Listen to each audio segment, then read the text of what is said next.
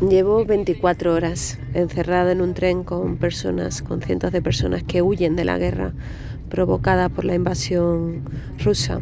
Es un tiempo suficiente para comprobar cómo actúa, cómo opera la condición de persona refugiada sobre quienes la sufren. A estas alturas, nuestro vagón ha pasado por todos los estados de ánimo.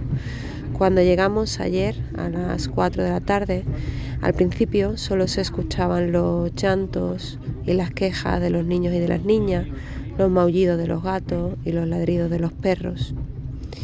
En aquel momento ya me di cuenta de algo que llevaba observando días, que no hay ojos secos en Ucrania desde que comenzó la invasión. Un par de horas después, las criaturas ya habían vuelto en sí. Cuando llegaron al vagón, habían pasado un buen rato sentados en las literas, tumbados, encogidos en el regazo de sus madres y en silencio, todos ellos en silencio.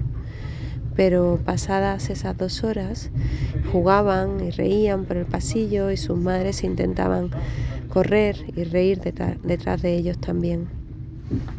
De nuevo, un par de horas más tarde, ya dormían y apenas si oíamos el frufru de las mantas con las que las madres les arropaban.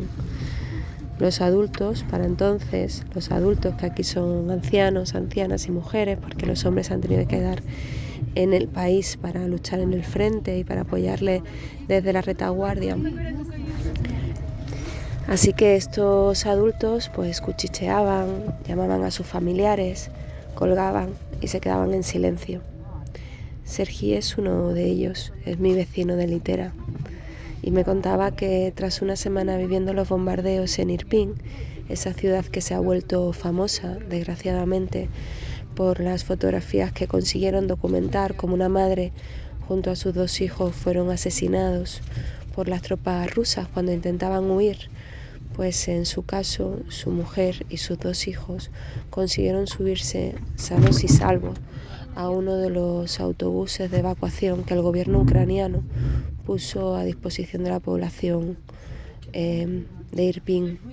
Él no podía subirse porque estaba limitado a las mujeres y los niños, así que se quedó en su casa sin calefacción, temiendo que uno de esos aviones que sobrevolaba continuamente el edificio lo bombardease y no volver a ver nunca más a su familia. Desesperado, terminó antes de ayer adentrándose en el bosque que rodea a su ciudad y exponiéndose a ser asesinado por los francotiradores rusos. Así fue como consiguió llegar ayer a Kiev, solamente cargado con una pequeña mochila en la que traía comida y sus documentos, y así se subió a este tren. Junto a nosotros hay un anciano que escucha las noticias a todo volumen y el sonido de los bombardeos y de los disparos llega amenazante a todos los pasajeros de este tren, y pienso cómo les afectará a los niños y niñas que están dormidos soñar con ese sonido de fondo. Pasada la medianoche ya todo el mundo duerme, o por lo menos todo el mundo está tumbado en sus literas, aunque son muchas las llamadas susurradas que se escuchan a lo largo de todas esas horas en la penumbra.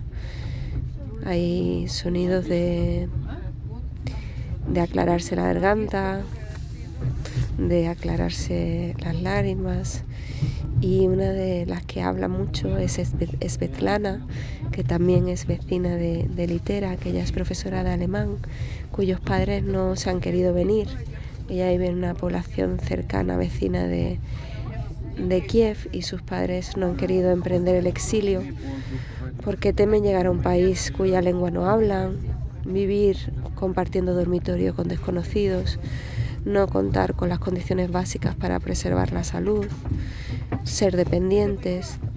Así que Svetlana me dice que lo peor de todo es sentir que según se aleja, pues está más cerca de un lugar seguro, de un lugar donde la van a recoger y acoger amigos que tiene en Alemania, y al mismo tiempo sentir que abandona a sus padres, que solamente la tienen a ella además, porque es hija única.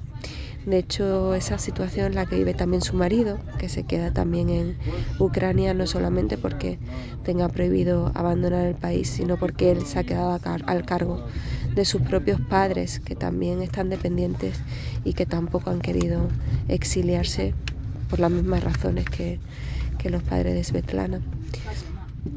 Así que cuando cuenta todo esto y le pregunto si ha sido muy difícil salir de esa población, sonríe con esa sonrisa amarga que aquí todo el mundo tiene cuando intenta ser amable, cuando intenta sortear la angustia con humor, y me dice que no fue difícil, pero que lo que fue es muy caro. Cuando nos despertamos por la mañana, todas esas personas que habían llegado aquí peinadas, con la ropa planchada, con un aspecto aseado, pues amanecen ya sin atender a su imagen desaliñada, con el rímel corrido, con las ojeras marcadas. Y es entonces cuando el tren se para y cuando así, en medio de la nada, nos pasamos 3 horas sin ningún tipo de explicación. Entonces llegan los soldados ucranianos, nos piden la documentación, bueno, más bien alargan la mano sin decir absolutamente nada, la escudriñan, nos la devuelven y volvemos a pasar otras 3 horas parados en medio de la nada. Ya no hablan entre sí, hay silencio, no se cuentan cómo huyeron, cómo vivieron el asedio, hacia dónde se dirigen, se refugian en el silencio. Ya no quedan batería en el móvil porque vamos a hacer 24 horas en el tren, no hay donde cargarlo y muchos cierran los ojos y se tumban. Y es justo ahora, cuando estamos cruzando la frontera de Polonia, cuando se ha vuelto a activar la conversación, cuando estamos llegando a la estación, cuando Svetlana mira por la ventana y me dice, ¿sabes? Es la primera vez que voy al extranjero en tren. Y me lo vuelve a decir con esos ojos brillantes, porque aquí no hay ojos secos, con esa sonrisa tan triste. Y me parece curioso que justo cuando estemos llegando al final del trayecto sea cuando estamos empezando a sentir que este tren se parece a algo parecido a una casa.